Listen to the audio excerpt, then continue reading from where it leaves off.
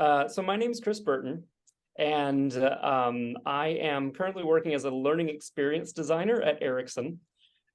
Basically, what that means is I develop training plans, and right now I'm working on a competence build across the entire factory. I work in Louisville, so going back to college. So my college was all around music. So I have 3 degrees. I have a bachelor's, master's, and doctorate in music composition. And for the last several years, I wrote pieces, I conducted pieces, I played anywhere that I could. I play 2 or 3 instruments very well, and about a half a dozen instruments with some enough to be dangerous. Let's put it that way. I have people approaching me for guitar lessons all the time, and I say, I know 5 chords on guitar. I don't know if you want me to teach you. But for the past maybe 14, 15 years, I've been a career musician and higher education faculty member. So I've taught at Florida State University, the University of Kansas, Austin Community College. All right, yeah, Florida State there, huh? And then let's see. Here in Dallas, I taught at the Art Institute in Dallas. I did some of their audio engineering courses, which were a lot of fun. That was kind of a new area for me. And I've also conducted as well. So I've conducted some symphonies, I've conducted operas, handbells as well. Really kind of ran the gamut in that area.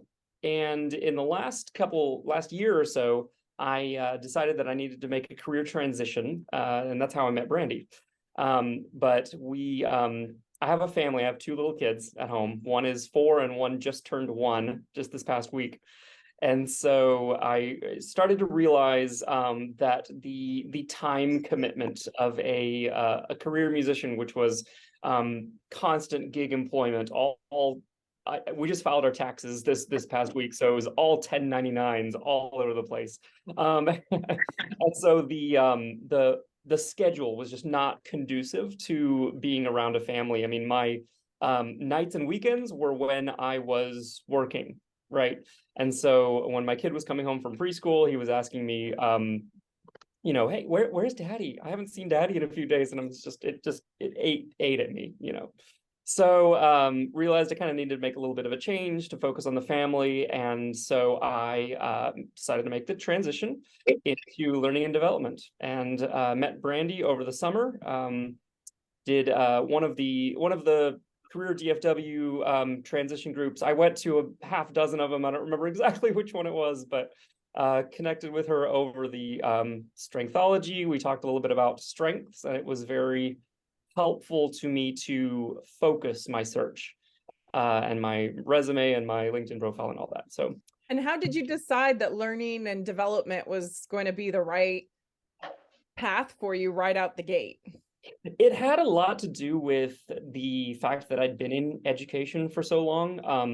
I realized, and my field was kind of interesting because I had a lot of my peers went into the field to do music. So you'd have people who were either in the field to do education or were in the field to create music, right? And so I found my passion was really inside the classroom, when I was able to help people talk through the theory behind music, what made things tick, what made things work, how do we accomplish XYZ, and kind of seeing that aha moment with the students. Like, that was really where I excelled. I really enjoyed seeing that happen. And so I realized that education was a very, very important thing for me. And so I started looking more into learning development, and I started reaching out on LinkedIn to anyone who would really accept my request, is that if they had learning or training or anything in their job title, I just started reaching out and asking questions and developing the connections and building that network. And that's how I ended up where I am today. So tell us more about that, because there's people on the call going, you did what, and how did you land this job at Ericsson from being a music, a career musician So you were reaching out to people on LinkedIn in learning and development positions, really, you obviously go, I think this is where the direction I want to go, because when you're coming out from a career musician into career transition, the whole world is open to you at that time. So you kind of have to narrow, okay, where am I going to aim? So you Yes, and said, that was okay, hard. yeah. And so you said, okay, let me aim here. And then as you did that, you said you started reaching out to people. Yep, What cold calls. transpired to did you get people suggesting that you apply for certain positions? Did you get some interviews out of that? Like what happened from that? Yeah, so a lot of it was cold calls. And a lot of so I had a good friend from college who, when I first started this transition, I reached out to her, and she was in my same degree program, so we had a lot to talk about. And something that she was saying was, as a musician, that is either going to work in your favor or to your detriment. Yes. And it really depends on who you talk to and how you phrase it, right? So we talked a Mhm. lot about how the resume should be structured, how the LinkedIn profile, and she walked me through a little bit about what her role was. And she doesn't do learning and development per se, but she does work with an LMS system, a learning management system. So we got to know a little bit about that, and I started to focus my resume a little bit, focus my attention. But then at that point, I started to look for the jobs. And when I found a job that I might be interested in, I went to that company's profile on LinkedIn. I found anybody that might be semi-relevant to that position, Mhm. and I just started cold calling. I just started sending out messages, and half of them went unanswered, as you can imagine. Yeah.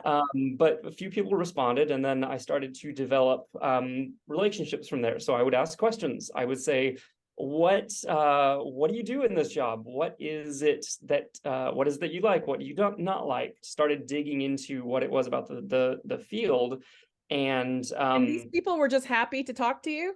some were, yeah, some Yeah. were. Some I got canned responses, or one or two word responses. But no, I found that this field in particular, learning and development, was pretty responsive Mhm. to talking to people. There True. are, and you probably know this, there's a fair amount of teachers who have transitioned and who are transitioning into this Mhm. field. Good point. Yeah, and so a lot of us had similar backgrounds, and so I was able to connect with that. I found several people actually that I connected with who had a background in higher education and who that made the transition, and that was a natural conversation starter. Mhm. That was the natural link to say, "Ooh, you taught at such and such college. I taught Gotcha. at another college," and then you make the connections from there. Interesting. Okay. Yeah. And then, so how did this Ericsson opportunity come about? Honestly, it was one that I did not expect to get. I was my current supervisor was one of those people that responded to my cold Wow. calls. Wow. And I just, when I moved to this area, when I moved to Dallas, I reached out and I said, "Hey, let's go grab drinks sometime." So we had a great discussion over drinks. Again, just picking your brain, just figuring out kind of what this field was. And I said, at this point, I hadn't even shown her my resume. I was like, "Hey, I'd love a professional opinion on my resume. Like, how can I make it better? How can I get some attention?" And she said, and I love this. Well, it's just going to get lost in my email. So here's the best way for you to get my eyes on your resume. I have 2 jobs open that I'm hiring for. Just put an application in, and I'll guarantee that I'll look at it. Wow. So of course, my mind says, like, I'm never going to get this job, but hey, that's what she told me to do. So I put in my application. I sent it off. Did not hear anything for a while, and then I What's a got a. while? For how long? It was. Let me think. It was 2 or 3 months. It was a couple months, yeah. Wow. And then Okay. I get a phone call from a recruiter from Ericsson. It's like, "Hey, would you be interested in a position?" And I had already decided that the positions were going to be closed. I wasn't even in contention, and Yeah. I just paused for a minute. I'm like, I'm sorry, who are you calling from?" But That's then crazy. it was good, And then yeah. how many interviews did you have to go through? There were 3 levels, if I remember right. There was a initial screening, and then one with my no 4 initial screening, one with my current supervisor, one with a peer, and then one with my my boss's boss. And was the supervisor kind of like, surprise? A little bit, yeah, a little bit, yeah.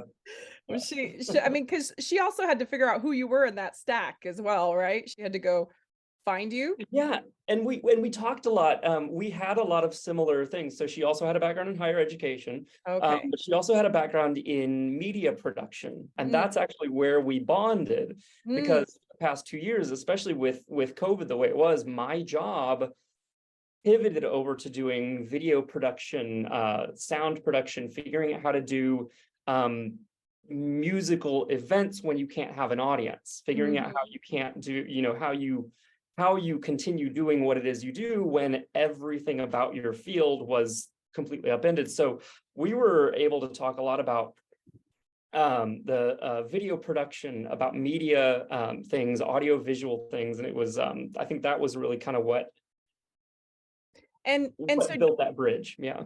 do you also think, like, just from her perspective, do you think she went, this guy and I have a lot in common, but we were able to connect. We just connect. But he's also coachable, he's also teachable, and I've had a similar experience to where he's at. Like, I mean, do you think that that's what her brain was doing as has she alluded to any of that now since you've been working for her? I believe so. Yeah, absolutely. She was very clear in that the way that she hires is more about looking for coachable people, looking for Yeah. people who have the type of skill, not maybe necessarily the Mhm. exact experience or Yeah. checking off that box on the resume, but looking for the mindset. And in fact, I've been talking with people today. This has been a recurring theme even today, about whether if somebody has the particular skill you need versus having the mindset of being able to get there. There's a big difference between the two. And so Yeah. that And definitely did come up. the fact that you cold called her, showed a lot, and the fact that you asked her for her help or opinion on your resume, it showed that you were willing to ask for help. I think she probably saw a lot of things in that conversation beyond just the, Sure. connective tissue. And things that I didn't even know were happening at the time. Yeah. Yeah.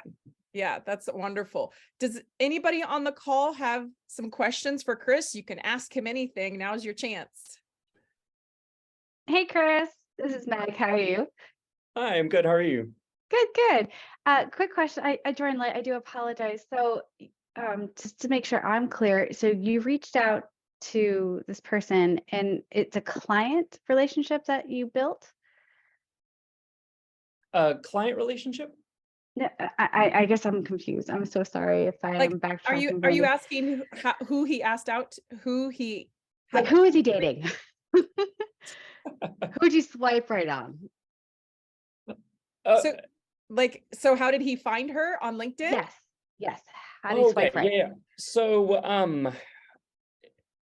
So this particular person I simply found through searching for a job title. All right. So I would go into LinkedIn and I would search for and I can't remember exactly what I searched, but I would search for titles like instructional design, or I would search for learning experience or training or something along those lines. And then what I did, and I learned this from I can't even remember. It's been quite a journey. I've forgotten so much. But I believe there was a LinkedIn video that was about transitioning careers that said something about using LinkedIn to find people that are in the field that you want. So I would search for a job title, and then I would look at the companies where these people worked. And so I would identify people from really, I was looking for anything at the time. So I would identify people from any sort of tech industry, or honestly, at the time that I reached out to her, I was not focusing on a specific industry. I was casting a very wide net. And so it just, that's how I found him. I would put out maybe 3 or 4 messages in a sitting and see what stuck, and then repeat the same process the next day. And did you send out a message before or after you were connected to them on LinkedIn? Before. So did you purchase something that allowed you to send in-mail messages before you had a connection with them? I did buy the premium, LinkedIn Premium. I figured if I was going to be using it so often in order to get a job, I needed to make that happen. So I did Heck do yeah. LinkedIn to make that happen. And yeah, you're right. So I used those in-mail messages, and I would typically send a message first before making a request for a connection, and then kind of see where the conversation went from there. And was there anything in particular about her profile that you're like, she looks nice, I'm gonna reach out to her, or was it just it was the background in higher education? Yeah. So you looked at her profile and said, we have something in common here, she might connect with me. Exactly.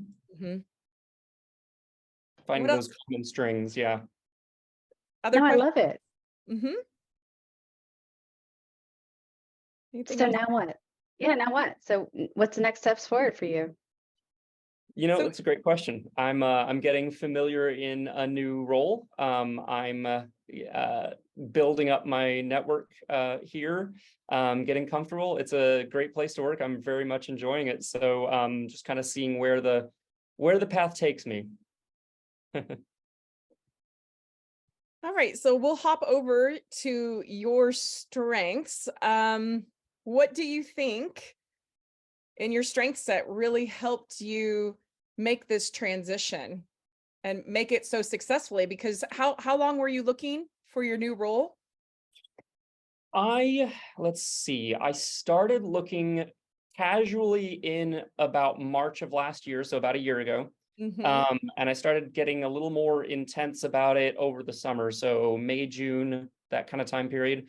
I was out of employment starting in July or August or so, and then I landed a job in October before I got poached, before I landed this one in January. So I would say from March until about October, I was in the search process. Gotcha. Yeah. So what's the question was, what skills helped me make this transition? I think, honestly, it may seem obvious, but I feel like the number one, that learner skill. Yeah.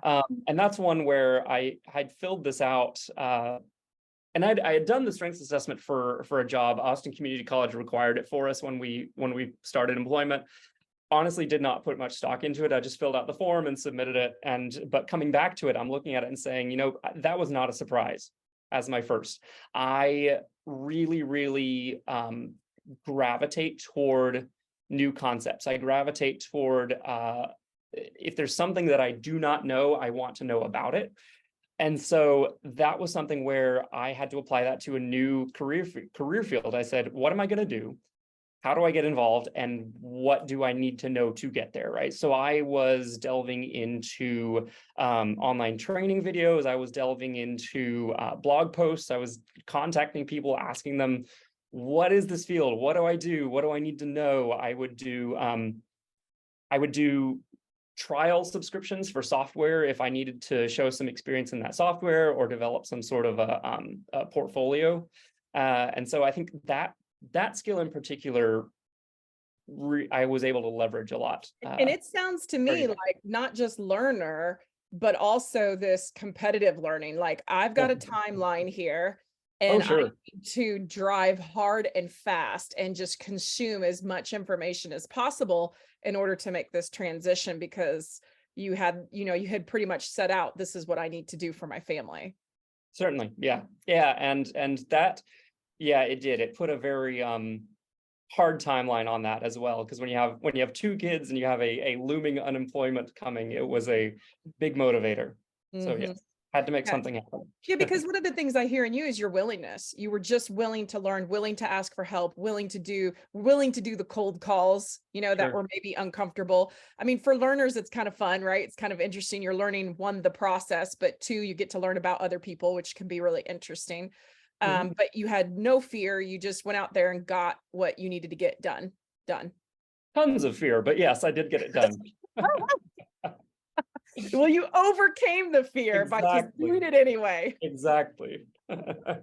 When you think about that, when you think about how scared you were to make this transition, step into this arena, go talk to all these people that you had no idea how you were going to be received, what helped you overcome that and just do it anyway?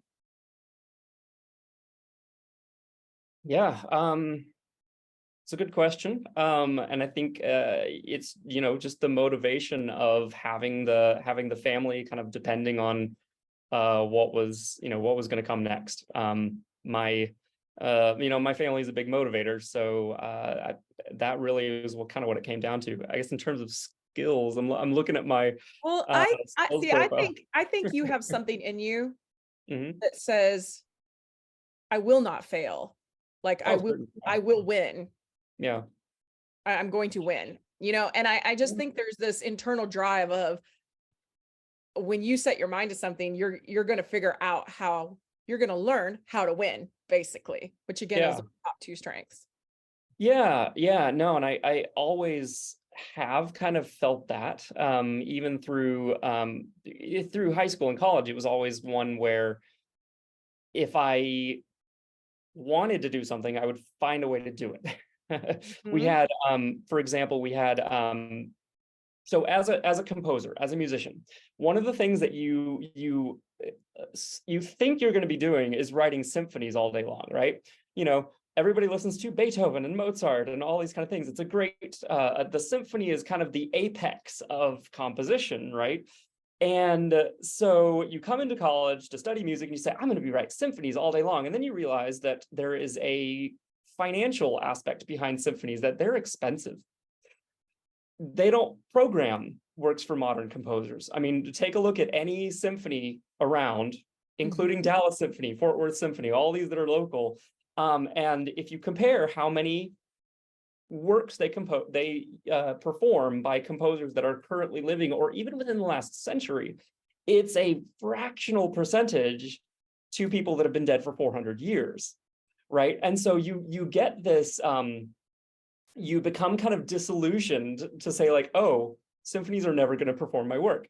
So by my junior year or my senior year, I kind of got tired of hearing that. And I said, you know what? I have a symphony that I've written that no one's going to hear. So we're going to make it happen. So myself and another friend of mine, we got together and we just started asking our friends. We said, hey, you play violin. We need violins. We're going to get together for 3 hours on this Saturday. And it's just going to be a reading session. We're going to bring parts, we're going to bring pizza, and we're going to play some music. So we did it. We put it together, and we made a record. We held rehearsal. We made a recording out of it. I still have that recording. It's still one of the, like, that piece that I wrote. It's still one of the ones that I use on my website as a snippet. But it was a lot of fun, and honestly, it kind of showed me that if you want to do something, you just gotta do it. Yeah, and I think that what's crucial about what you said is you know, you stopped going, can I do this? Can this be done? Yeah, You know, instead you said, how do we do it? Like, we're going to do it. That decision is made. So how can we get this done? right. And that allows you to think outside the normal box of, if this is our only option, if this is what I have to do, this is what I have to get done, there's got to be a way. Sure.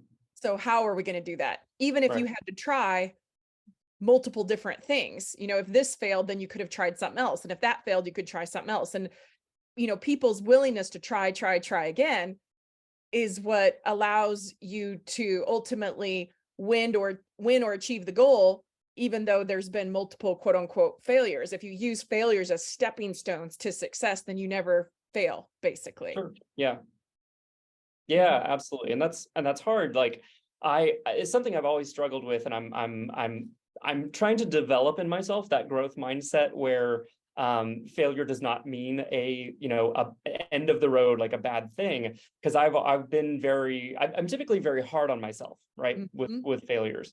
And so I'm trying to develop that growth mindset, but that's something that I've been working on is that exact is that exact thing. I'm trying to realize that There's a failures book that I recommend for this, and it's really? the Simon Sinek book. Help me out if you guys know it, but it's about the one where he's talking about the infinite game. It's called The Infinite Game. And it's about how are you winning at the big picture. not just these small increment today things that are going on. What's the big picture, and how are we winning at that, which does take a lot of fortitude and grit and perseverance through many failures, you know, quote, quote, failures. And if you can get through those, then you can win at the infinite game. Yeah. Yeah. And I credit a lot of that to, you know, growing up as a musician, because it's everything you do is one, subjective, but you go through constant, you're not doing it right. You're not doing it right. Do it better. You're not doing it right. Do it better. Just that constant feedback that eventually does build toward a level of mastery on an instrument or in an area. So it's hard at the time, but if you can see the end goal, if you can see that and stay focused, exactly, and stay focused, it'll pay off in the end. Yeah.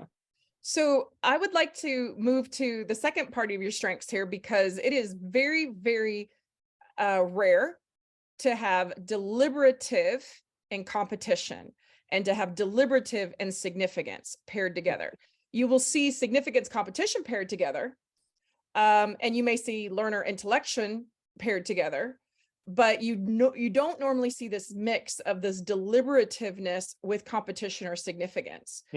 Have you put much thought into like what this is? Because, you know, competition is go, let's go, where deliberative is hold on, wait a minute, breaks, slow down. When do you go, and when do you stop and slow down and deliberate? What's that like for you? It's yeah, it's interesting, and I did put a little bit of thought in that. I wrote some notes here on how these two go together, and with deliberative and even significance, I wrote down that like there's conflict between those two. So I kind of look at it. I like to do a lot of like DIY things like building, right? And I've had to learn how to do various things, like how to change out the wiring in my house, how to build, you know, a framing for a wall, how to do, you know, X, Y, Z. And I tend to, I'll go online, I'll go on, you know, whatever it is, Pinterest or YouTube or whatever it is, I'll find a plan, I'll watch about a minute of it until I feel like I have enough of it to go. And I'm like, and then the competition takes over. It's like, oh, okay, I got this. We got to just get going. So in some ways it can be a little bit of a liability that I have to like watch out for. But I think if you didn't have the deliberative at all. Yeah, exactly. Which is normally what I see. Yeah. Just the jump in and go, right? Yeah. Yes. No, I have to like think about what I'm doing, right? I have to look at what is the project that I'm working on? How can I do it? So I want to build, there was a couple years ago for a church that I was working at, I built the set pieces for like a Christmas production that we did. I don't know why no one told me we needed set pieces. I just woke up one day and said, we need to build set pieces. We need to make this thing immersive. So I'm thinking about how to build these, you know, early century like stone wall kind of things, and I'm finding designs online. And I did the same thing. I found a YouTube video, I skimmed it, I skipped and skipped and skipped, and I was like, I got to do this. I'm ready to do this. Oh, that's how you do it. And I just immediately went over and did it. So I have two questions here. One, do you think the idea came from the fact that you were like, how can we make this significant? How can we make this interesting, drawing into people? How can we make it extra, you know, something more than just what it is today? I do have that drive to make things bigger or better. Yeah, I agree. I think it was something where I was trying to not make it just your normal Christmas production where we put a few sheets on people's heads and called it a production, right? So I wanted to make it something special. I wanted to make it something interesting. And I do that with one of the job that I was at most recently was it was also a church, but I was doing the audio visual. Actually, I was doing two jobs. I was doing audio visual and directing some of their music ensembles as well. And so when COVID came down, we had to get very creative because we couldn't have audiences, we couldn't have people in the same room, I had we played an instrument where you couldn't just separate yourselves out in a really big room. Like you were playing right next shoulder to shoulder with somebody.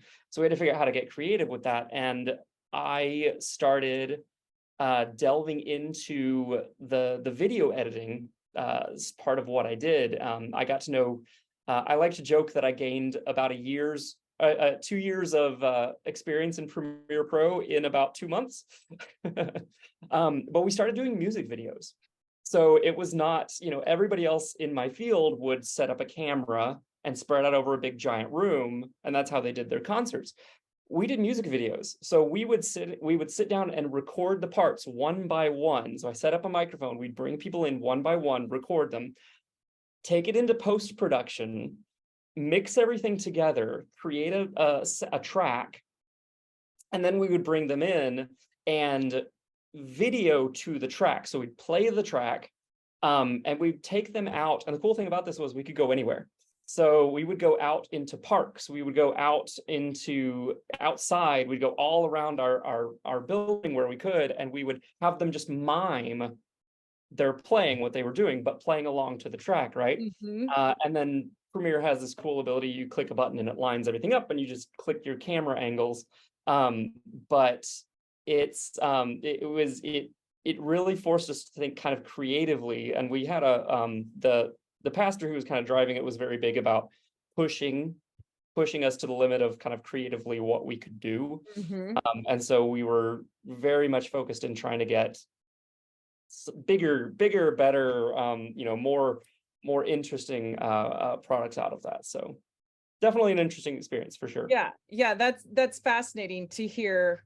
I appreciate you giving us some insights onto how your brain is thinking about all those things, because it's fun to hear that you learn fast in order to make things significant, in order to create something that is interesting and significant. And the other question I had, going back to what you said before, do you feel like you put the brakes on more when there's more at stake, when the risk is higher, or do you feel like you just always have some level of deliberation, but that the level of risk isn't really the determinant, of putting the brakes on more or less? I've never really thought about it that way. I don't think that I really do put on the brakes when the risk is greater. In some ways that kind of pushes me to perform better.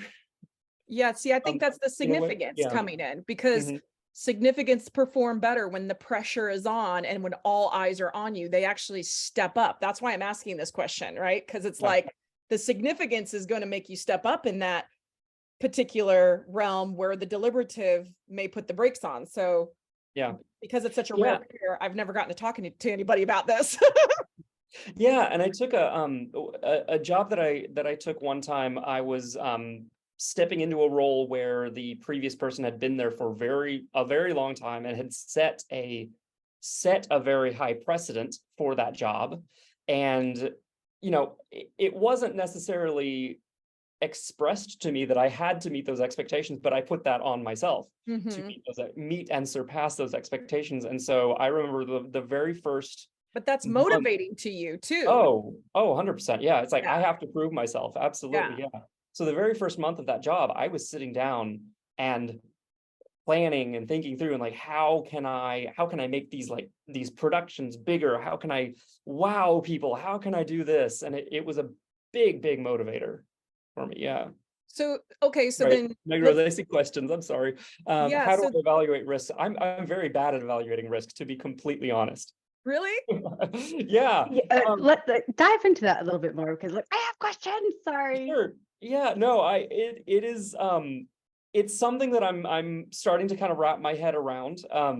But maybe I do it passively at the back of my mind that I'm not as much aware of. But in the field, so in my previous life where I had 15 years to be comfortable in that field, I made decisions based on what I knew either would or wouldn't work. Mhm. You know, and so it was based on that experience that I would make those decisions. And I really didn't, um, I, You don't I really didn't have to think, think at that point. yeah, no, exactly. Yeah. I mean, I didn't think too much about, weighing the risks, I guess, as much as we have to get to this point and let's make it happen. So it's reducing the risk rather than weighing the risk. Yeah, I How- suppose so. How do I reduce the risk so that I can get here faster and win and make it big, significant, all those things? How do you Yes. deal with rejection then? Because I mean, obviously you have setbacks. So how do you deal with the rejection part of it? Because I'm sorry, I can be on a Yeah. train like to Glory Town, and sorry about your bad luck. There is Yeah. one little pebble in the middle of the road, and I am bawling my eyes out. I am like curled up in a ball. How do you deal with that? I got very good advice from one of my college professors very early on, and it stuck with me ever since. And as a composer, one of the way that we get attention, that we get notoriety, that we get you know, things performed is through an award system, right? So you write a piece of music, you send it off, you get judged by a panel, and then you either win or you lose, right? It's a very competitive field. There are a ton of people who want to write music, and there are very few winners of those competitions, right? So his advice was, well, number one, never write toward a competition. The competition doesn't, like, you know, a competition would come out and say, we want to commission a piece for piccolo and tuba and bagpipes. And that piece will never be performed again because those instruments do not belong together. That's some group of friends that got together and said, we want to play together. But so That number one, I'm gonna have to take your word on that one. yeah, I know. But he said, number one was don't write toward the competition unless you know, unless you know it's going to have a longer life past that. Number two was send it off and forget you sent it. Like do your best, put everything together, get all your ducks in a row, and then it's past you. It's done. It's out of your hands. There's nothing you can do. Okay. If the judges don't like your piece of music, it is entirely subjective on them. Yep. You've done everything you can do. So, I'm not always great about that. There's obviously things that definitely do. They hit me harder. But that's kind of my mindset when it comes to rejection is if I've done everything I can do and if I've done what I need to, it's out of my hands. There's nothing I can do. But you submit your stuff to people that obviously you care about, right? I mean, it's not like you're submitting to Joe Schmo or, Yeah. Somebody that Yeah. has no clue what you're doing. So, Yeah. I mean, I'm asking, do you actually target your judges? Because I would if I was in your shoes, sort of Sometimes, thing. yes. Yeah, Do you sometimes, have to yes. target? In many ways, it was similar to like a job hunt. If you're going after a certain job, you target those employers, you target those companies, you target the people who you're going to be in front of. So in some cases, not all the time, because for competitions that would just become time consuming. But for some cases, yeah, I absolutely did a little bit of research, found out what they tended to like, what their tendencies were, and targeted in that way. So yeah, sometimes yes. Well, you have to know your audience, especially with You do. music. Like you're not going to play like hard rock on a classical performance, right? Yeah, absolutely. Yeah, and you've got, you don't put if you know somebody who has more of a classical bent, you don't put something avant-garde and out there in front of them, right? You're absolutely right. You playing to the audience was an important part of that as well. Yeah. What else, guys? Does anybody else have some questions? Mr. Chris? I have more if anybody else doesn't jump. I'm sorry, guys. And Brandy's like, I will kill you. Go ahead. I don't think Go ahead. anybody else is speaking up. Okay. So with your talents, I sent you a private message, but your talents are kind of an anomaly to me because my talent is for learner is number 4. So I have communication, responsibility, empathy, learner, and woo as my top 5. But then you, looking at yours, learner is number 1, competition, deliberative, significance, and intellection. Unfortunately, the rest of your talents are on the bottom scale. So this is kind of a joint question to Brandy and you, Chris. What does that say about a collaboration effort, if there were to be a collaboration effort between somebody like myself and Chris? Because he's obviously very communicative, he's very expressive, he is amazing. It's very surprising, just to be point blank, So to see this. Go ahead. yeah, no, I'll address part of that, and then I definitely want to get Brandy's input on this as well. So the skills that you listed as your top 5 are among my bottom 5. So I find that funny too. My family. I am, and something, let's see, Brandy, you've got my profile pulled up. If you want to go to the, which one is it? The energy, the energy tab. So I only recently discovered that I am more introverted, and I hadn't really ever thought about it in those terms, but I thought this was a very interesting page. Because I really do, when I'm talking to people, when I'm in front of a classroom, when I'm in front of a symphony, because when you're conducting an orchestra, you're in front of 50 people who are, all eyes are on you. You have to communicate, you have to engage. I've learned, and I don't know that I did this consciously, it was just something that I picked up on, but I've learned to engage in that moment. I've learned to turn it on, but it drains me. In fact, you and Pete Hernandez need to talk, because this sounds very familiar. Yeah, and even conversations like this, I'm gonna go home and I'm going to need some quiet time just to recoup some of that energy. So I do get a lot of my energy from those from the deliberative and the intellection, the ones where I'm best kind of thinking to myself and being with myself.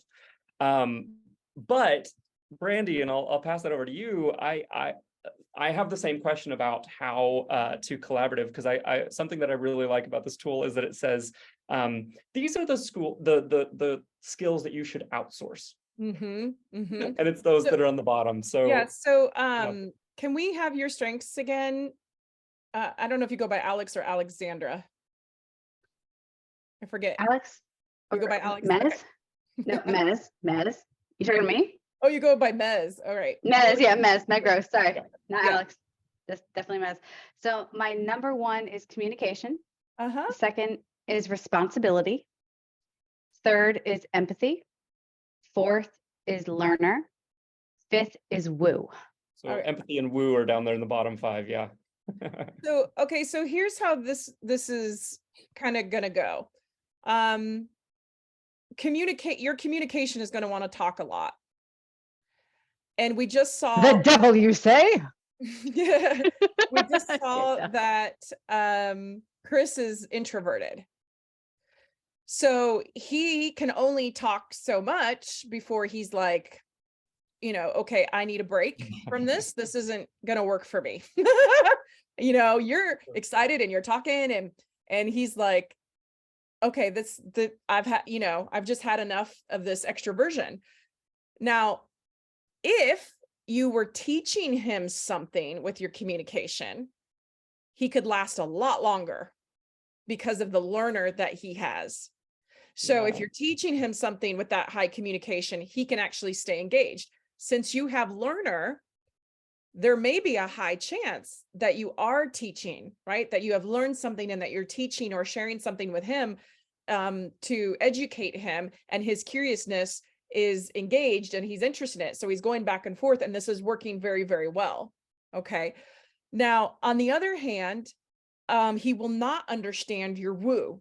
So when you're speaking and you're trying to win him over and you're trying to influence him, he might be going, okay, I kind of get the influence part because I influence, the way he influences is different. It's through winning, it's through doing something significant, it's through the maximization, helping people maximize their talents. So he might kind of connect, but he also won't necessarily understand, why are you trying to win me over? Why are you trying to influence me this way? Why are you trying to get me to like this or the product or service? That could cause a disconnect. Whereas you have this high sense of responsibility where you're going, Chris needs to show up on time and produce high quality results. And if he doesn't, and he doesn't have integrity, then I might not respect him at all. With this, this high sense of responsibility that you have, you may place that on him, where he may go, that stuff's just not as important to me. Now he's going to agree with the high quality part, with the high performance results, because he is naturally organically made to produce high performing results. So your responsibility, the delivery part of your responsibility and the quality part of your responsibility is going to love that, Mez, but he's not necessarily going to have the same sense of I need to like for example, if you say I'm going to show up, but you're sick, you're going to show up anyway. You know, no matter that you're sick, you said you were going to be there, you're going to show up. Where Chris might be like, no, I'm going to stay home. I'm sick. I'm going to rest, and we'll make the next one happen. Now, again, I'm not saying this is the way either one of you are wired, because we're making generalizations based on the strengths. Chris might have had an upbringing that said, no, you're going to show up on time with high quality and deliver no matter what. And so he might have been trained that, and he might have learned that behavior. And Chris is going, yep. Yeah. Even though his natural Makes sense me so anxious to be like 2 minutes away from somewhere where I need to be. Well, and it's interesting because like my discipline will put me there 10 minutes early. Like I cannot stand being somewhere on time. I have to be there early. Now with the empathy, he is not at all emotionally driven, which is why rejection doesn't really hurt him, because he doesn't take it personal. He doesn't have a bunch of feelings wrapped up into it.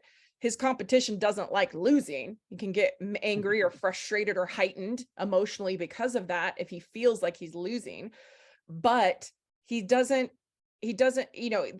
sense all of the emotions that you might sense when you are dealing with or interacting with people. And so if you guys were working together and trying to collaborate, he would be like, whoa, you're crying. I don't know why. And I feel bad for you and I want to help, but I don't know what you're feeling. And so I don't know why you're crying. Like, I don't care. I have had that situation where students have like gone to tears in my office. And I'm just like, what are you crying for? No, it's not uncompassionate necessarily, Mez. It's more of like, we just don't understand. We don't relate. We can't comprehend all these emotions. And so what you would have to be very aware of in this work together thing is I'm very emotional, I'm sensitive, and he is not. So you can't expect him to get all of those emotions. You can't expect him to want to talk about emotions. You can't expect him to want to listen to all of your expressive emotion. He's not built that way. There's other people in this world that are built for receiving that level of emotion. So you guys could work together just fine, but there would have to be a lot of understandings and a lot of what are real expectations to have of each other here, and what is not a real expectation to have, to have this other person fulfill. And I think we all on the call need to realize that there's just different people in our lives that fulfill different needs. Some people feel emotional needs. Some people are going to take care of your surgery. Some people you don't want working on your surgery. Some people are going to take care of your mental, intellectual stimulation needs. Some people are going to take care of your physical needs or your health needs. Like there's all these different things. And so when we're working with people in collaboration, it's very important to understand what someone's bringing up front, but what they're not going to bring and what you can't expect them to have. And then how the two of you are going to, work it together to produce a result that's meaningful. And quite frankly, you guys may enjoy working with one another, but you may not enjoy it. You may say, look, we might produce a result, but we don't even enjoy it. Or you may say, we really like working with each other because we bring something so different to the table, but we're able to figure out a way to work together to produce something different than what we would had without each other. So it's Right, very, because me very and Chris seem complicated. to be very, yeah, but me and Chris seem to be like very compatible. Like this the way he's talking, the way he interacts with the group. And I mean, I honestly am an introvert as well, because I can be explosive on stage. Like, look at me, I'm gorgeous. And glitter and the sparkles. But then at the end, when I'm done, I'm done. Like, Yeah. Mhm. do not talk to me. I don't even know my own name at that point. Yeah, So and when you have high empathy, like you do, yeah. you know, you can get yourself out there with your communication woo. But when you have high empathy, if you're taking on a lot of emotion of the room, that can be heavily weighting on you, especially you're responsible Yeah. empath. Where if you're in a room that's more positive emotion the entire time, it might not feel so weighty. Does that make And sense? yeah, it does. And Miss Wright, you said you had your hand up for a question. You're on mute though.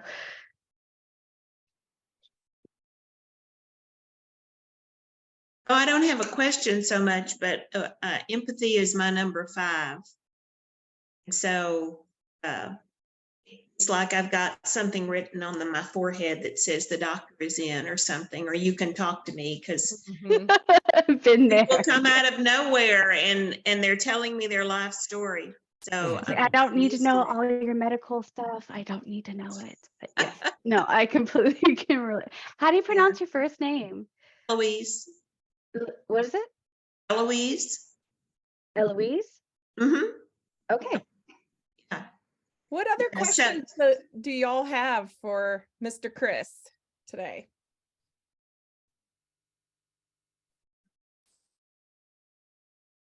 Is there the burning one of, Chris, how do you create long-term lasting relationships? There's a lot of green and purple and yellow on the screen. Yeah. On the screen. Yeah, I get a kick out of how low the blue is on my chart. Like you see it in terms like this. I find it funny. But Your personality doesn't seem to fit. See? Tad said that. yeah, no, I don't know, and I don't know that I really have an answer to that one. Are you guys getting feedback the I'm way I getting an am? echo, yeah. Are you guys getting feedback the way I am? Ooh. Yeah. Can everybody just go on mute real quick and then maybe unmute so we can figure out who it is? There we All go. right. The echo is gone, so it was one of you. One of you. Okay, Tad, what were you saying? I thought it was interesting. His personality doesn't bottom. Mm-hmm. I would think he would be more based on his energy and perkiness. Well, Well, you are very on right now, right? This is I am. the spotlight is on you. I am, yeah. No, and like I said, I think from the history of teaching I'm and sorry, we got that feedback back. Can everyone go on mute again except Chris? I don't know where we're getting that. There we go. from the history of teaching and working with musical ensembles, it was on the job training. I just had to learn how to be more how to communicate very clearly to a large group of people. We had you know, the frame of reference in music is, you know, you have 30 minutes of rehearsal for a 1-hour concert. And so you have to be, when you're in a rehearsal setting, you have to be immensely efficient with the way, how much time you take, right? And so when I was first starting with conducting, I would spend so much time trying to tell these florid stories of how to do this kind of thing, and I realized that we lost so much time.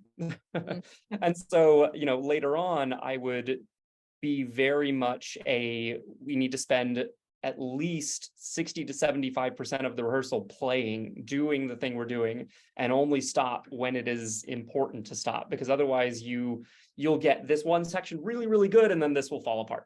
Mm-hmm. And so it's born out of that experience. It's born out of knowing sorry, I'm losing my train of thought there, but just it's basically something that I developed from having to do it. And so who tend to be your closest friends and companions? In terms of What skills, type, well, just what types Yeah. of people? Like, do you know, when you look at your best friends, the people that you know, your family members, the people you hang out with, you know, some people gravitate and hang out with people who are high performers. Some Mhm. people gravitate towards compassionate people that they can just talk with. Sure. Some people gravitate towards people they can do things with and have similar interests. So for you, what seems to bring you and your friends together? Well, considering individualization is there at the very bottom, I don't really consider myself great at identifying what about them I gravitate to. But kind of like you said earlier, we resonate with different people for different reasons and at different times. So I know, like, my wife, for instance, I'm just gonna put a guess on some of her skills. I guarantee you competition is one of her Yes, top 5, if not top 2. We are both competitors love to play games together. immensely competitive. And Yes, it's so much fun to find other people to compete with, as long as it's not detrimental to the relationship. yes, absolutely. Yeah. So I mean, there's that. But then I also have I have some friends that I'm very, very close with who don't have a competitive bone in their body. So it just, I think it depends. But with them, are you on- connecting around the academic or intellectual side of yourself? Yeah, if there's some way of challenging me mentally in some way, shape, or form, I definitely gravitate to that. That makes sense, And because intellect likes to be challenged intellectually, but then I would think even like with the competition in there, it's going to heighten that, where you Yeah. really enjoy being challenged intellectually. Yeah, I and I have to be careful there, otherwise emotions can get hot. But yeah. Any other closing questions for Chris that you would like to ask him today while you have his full undivided attention? I do. Sure. Go for it. Brandy's like, I'm never letting her on this thing again. So what is the difference between intellection and what was the other skill or talent that you mentioned that's quite similar? Learner? Not learner. There was something else you said that him and his wife would not. Competition. So intellection and competition. Are there any significance between those two? Because they're actually not found together frequently. So if I type in intellection and I type in competition in the database and I do a little search here, you can see there's only 4 people in the entire database that have competition and intellection as a paired top 5 strength. It's extremely rare to have that combination. just like Chris. Okay. You've also, Brandy, singled out a couple others for mine. Like, what was the significance in intellection you said was extremely rare too? That's right. These are very rare. And then you're also going to see that if I type in deliberative with significance, it's extremely rare. This is why I had such a hard time finding somebody else to speak with you, because I asked everybody in the database and they were all busy today. So we just got to focus on you today. Sure. Yeah. No, and I wish I knew a little bit more about what to do with that information. I find it very, very interesting. And what I would do in your shoes is I would really look at the unique brand. By the way, you probably haven't seen this, but look, we actually have it pointed out now in the tool. Isn't that cool? So find a way to leverage it. Yeah, because it's only found 1% of the time. Well, I need to write you a bit more here. It's just that, when this isn't in high demand, I haven't gotten to this one yet.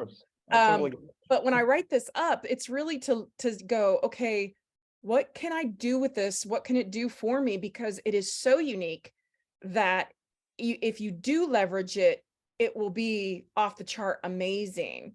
So for example, if you can make your perspective significant, if you can, somehow, for example, teach others your perspective at a very large scale, you could do very, very well for yourself in that way, because there's just not a lot of intellects that can handle the high pressure, intense situations that you're able to put yourself into and actually outperform yourself in those situations. You can imagine most intellects are introverted. They're not going to do Oh, yeah. well in the spotlight. So if you can be an intellect in the spotlight, that's huge. Yeah. And you might think of Simon Sinek, who is an intellect in the spotlight, and how well he does, because that is so rare to be able to do that. I don't actually think he has significance as a top 5 strength. Yeah, but you get the point of what I'm trying Yeah, to of say. course. Yeah, it's fascinating for sure. Is it just that one that's on here? Yeah. Yeah. So that must be the most rare combination that you have, actually. That one. Yeah, Anything else for Chris? Time is just about up here, but I'll ask one more time. Anything else, guys? No? All right, Chris, thank you so much for this discussion today. It was very, very good. We really, really appreciate your time. And if any of you on the call would like to reach out to Chris, Chris, I'm assuming it's okay with you for them to reach out to you through LinkedIn?